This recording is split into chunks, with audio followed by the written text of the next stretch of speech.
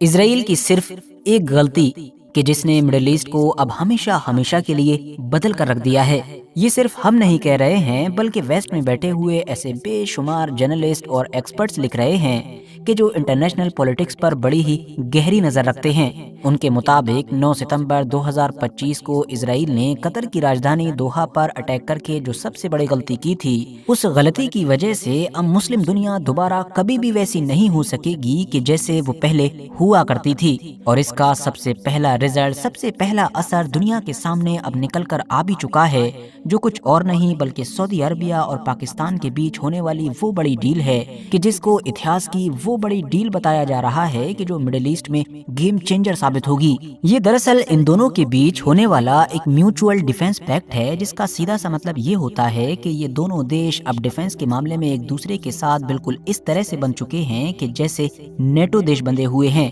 آسان زبان میں کہیں تو آپ یہ سمجھیے کہ اب اگر فیوچر میں ان دونوں دیشوں میں سے کسی کے اوپر بھی دنیا کی کسی بھی طاقت کی طرف سے اگر حملہ کیا جاتا ہے تو وہ حملہ ان دونوں میں سے ایک پر نہیں بلکہ دونوں پر سمجھا جائے گا، اور جواب بھی ان دونوں ہی دیشوں کی طرف سے مل کر دیا جائے گا۔ یہی وجہ ہے کہ میڈیا اور مینلی سوشل میڈیا پر اس ڈیل کو مسلم نیٹو کی شروعات کے طور پر بھی دیکھا جا رہا ہے، جس کو لے کر یہ انومان لگایا جا رہا ہے کہ شاید آنے والے دنوں میں ہم دیکھیں گے کہ اور بھی گلف کنٹریز اس ڈیل کو جوائن کرتی چلی جائیں گی، اور بالکل اسی طرح سے مسلم دیشوں کا یہ طاقتور گروپ اسرائیل کے گریٹر اسرائیل والے منصوبے پر لگام لگائے گا کہ جیسا کسی دور میں نیٹو گروپ کی طرف سے USSR پر لگائی گئی تھی۔ اب ساتھیوں، دو دیشوں کے بیچ سے شروع ہونے والی ڈیل یہ مسلم نیٹو میں بدلے گی یا نہیں بدلے گی، اور ان دونوں کے بیچ بھی یہ جو ڈیل ہوئی ہے یہ واقعی اسرائیل کو ہی ٹارگٹ کرتے ہوئے کی گئی ہے، یا پھر فیوچر میں ان دونوں کا نوالا اسرائیل کی بجائے یمن، ایران یا اس طرح کی کوئی دوسری طاقت بننے والی ہے۔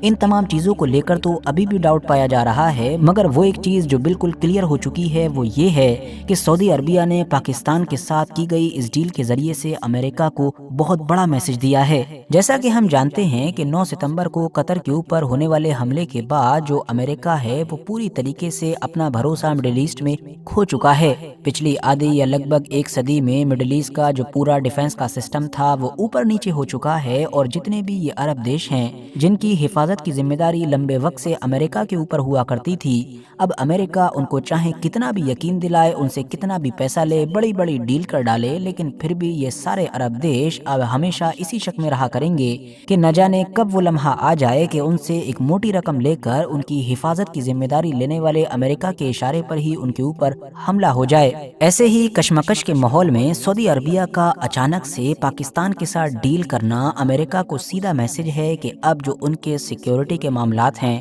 ان کی جو حفاظت کی ذمہ داری ہے وہ پوری طریقے سے امریکہ کے اوپر نہیں ہے، بلکہ ان کے وہ سارے قیمتی انڈے کہ جو انہوں نے امریکہ کے اوپر بھروسہ کر کے لمبے وقت سے ایک ہی باسکٹ میں رکھے ہوئے تھے، اب وہ ان کو نکال کر الگ الگ باسکٹ میں رکھ رہے ہیں، تاکہ وقت آنے پر ان کے سامنے بھی بالکل وہی سچویشن نہ ہو کہ جو ابھی کچھ وقت پہلے ہم نے قطر کے سامنے دیکھی تھی۔ دوستو، اگر آپ لوگ سعودی عربیہ اور پاکستان کے اوپر دھیان سے نظر ڈالیں گے تو دیکھیں گے کہ جہاں ایک طرف پاکستان کے پاس ایک بڑی آرمی ہے جو آرمی ٹرینڈ بھی مانی جاتی ہے، ویل ایکسپیرینسڈ مانی جاتی ہے، پہلے کئی جنگیں بھی لڑ چکی ہے، اچھے خاصے ہتھیار بھی ہیں، اور تو اور یہ مسلم دنیا کی اکلوتی نیوکلیئر پاور بھی ہے، تو وہیں دوسری طرف سعودی عربیہ ان معاملوں میں کہیں دور دور تک نظر نہیں آتا ہے۔ مطلب ملٹری کے پرسپیکٹو سے دیکھیں تو پاکستان اور سعودی عربیہ کا کوئی مقابلہ نہیں ہے، مگر ہاں سعودی عربیہ کے پاس کچھ ایسی چیزیں ہیں کہ جن میں پھر پاکستان کہیں نہیں ٹھہرتا ہے، اور وہ ہے بھرپور پیسہ اور بھرپور انرجی۔ تو سیدھا سا مطلب یہ نکلتا ہے کہ اب ان دونوں کا جو ڈیفنس کوآپریشن ہوگا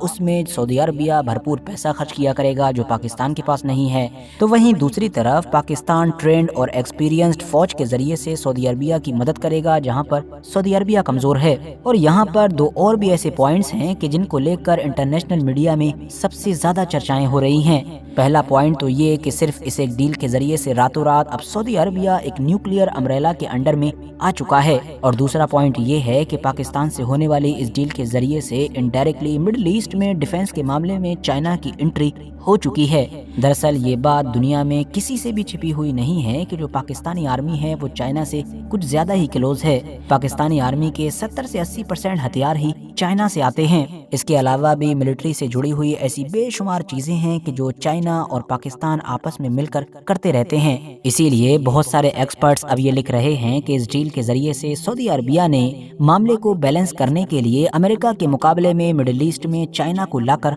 खड़ा कर दिया है। अब अगर बात करें इस बारे में कि आखिर दुनिया की वो कौन सी 3 बड़ी ताकतें हैं कि जिनके ऊपर इस डील का सबसे ज्यादा असर पड़ने वाला है, तो उस लिस्ट में पहला नाम तो इजराइल का ही है। और वो क्यों है उसके बारे में अभी तक आप लोग सब कुछ जान ही चुके होंगे। लेकिन जो दूसरा नाम है वो किसी और का नहीं बल्कि खुद हमारे देश इंडिया का है। उसकी मेन वजह यही है कि सऊदी अरबिया का मेन दुश्मन भले ही कोई भी हो, वो चाहे इजराइल हो, यमन के हूती हो या ईरान हो, लेकिन पाकिस्तान की जो सबसे बड़ी और सबसे ऐतिहासिक दुश्मनी रही है वो किसी और से नहीं बल्कि सिर्फ और सिर्फ इंडिया से रही है। इसीलिए हम देख रहे हैं कि इस डील के होने के बाद से हमारे देश का चाहे मीडिया हो या गवर्नमेंट हो, सभी इस मामले को लेकर काफी एक्टिव नजर आ रहे हैं। इंडियन गवर्नमेंट की तरफ से बयान भी आ चुका है जिसमें इंडियन गवर्नमेंट का कहना है कि वो इस पूरे मामले पर गहराई के साथ नजर रख रही है और अगर उसको कुछ भी ऐसा दिखेगा कि जो उसको अपने हिसाब से गड़बड़ लगेगा तो वो उस मामले को डायरेक्ट सऊदी अरबिया के साथ क्लियर करेगी। और अब अगर बात करें तीसरी बड़ी ताकत के बारे में कि जो इस डील से सबसे ज्यादा इम्पैक्ट होगी, तो वो कोई और नहीं बल्कि यमन के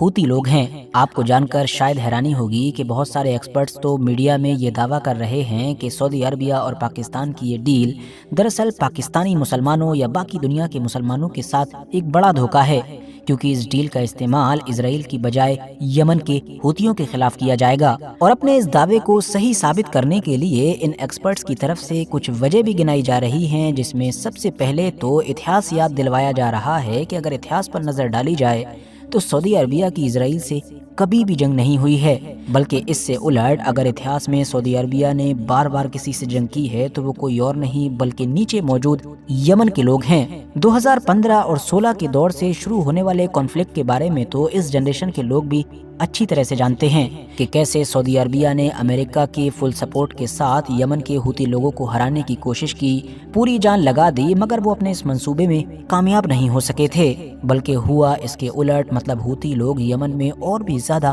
ताकतवर बनकर उभरे। इवन अगर इजराइल पर भी नजर डाली जाए तो इजराइल की लाख कोशिशों के बावजूद भी उसको हूती लोगों के खिलाफ उस तरीके की कोई भी कामयाबी मिलती हुई नजर नहीं आई कि जिस तरह से उसको गाजा में हमास के खिलाफ या लेबनान में हिजबुल्लाह या ईरान वगैरह में नजर आई थी। और यहाँ पर सबसे अहम नोट करने वाली बात तो ये है कि आज से अगर 7-8 साल पीछे जाया जाए तो उस दौर में भी सऊदी अरबिया ने पाकिस्तान के साथ डील करने की कोशिश की थी और पूरा जोर लगा दिया था कि किसी तरीके से एक ऐसी ही डील की जाए जिसके जरिए से फिर पाकिस्तानी फौज को यमन के हूती लोगों के खिलाफ मैदान में उतारा जाए। लेकिन पाकिस्तान की आम आवाम में इस पूरे मामले का इतना ज्यादा विरोध हुआ था कि पाकिस्तान के जो आर्मी के लोग थे वो चाहकर भी फिर इस डील को कंप्लीट नहीं कर सके थे। और अब अचानक से कई साल के बाद जब पूरे मिडिल ईस्ट में इजराइल के खिलाफ माहौल गरमाया हुआ है तो अचानक से इस डील के कंप्लीट होने की खबर आती है। और इस बार इजराइल की वजह से पैदा होने वाले मौजूदा हालात की वजह से पाकिस्तानी अवाम का रिएक्शन भी काफी अलग होता है। लेकिन सऊदी अरबिया और पाकिस्तान ने ये डील वाकई इजराइल को नजर में रखते हुए उसके ग्रेटर इजराइल वाले मंसूबे पर कंट्रोल करने के लिए की है या फिर यमन के हूती लोगों के खिलाफ की है, ये तो आने वाला वक्त ही बताएगा। बाकी इस पूरे मैटर पर आप लोगों की क्या राय है कमेंट्स बॉक्स में जरूर बताएं। वीडियो अगर इन्फॉर्मेटिव लगी हो तो लाइक करने के साथ साथ दोस्तों के साथ जरूर शेयर करें और ऐसे ही नॉलेजेबल और हिस्टोरिकल वीडियोस हमेशा देखने के लिए हमारे इस चैनल को सब्सक्राइब करने के साथ साथ बेल आइकन को जरूर प्रेस करें।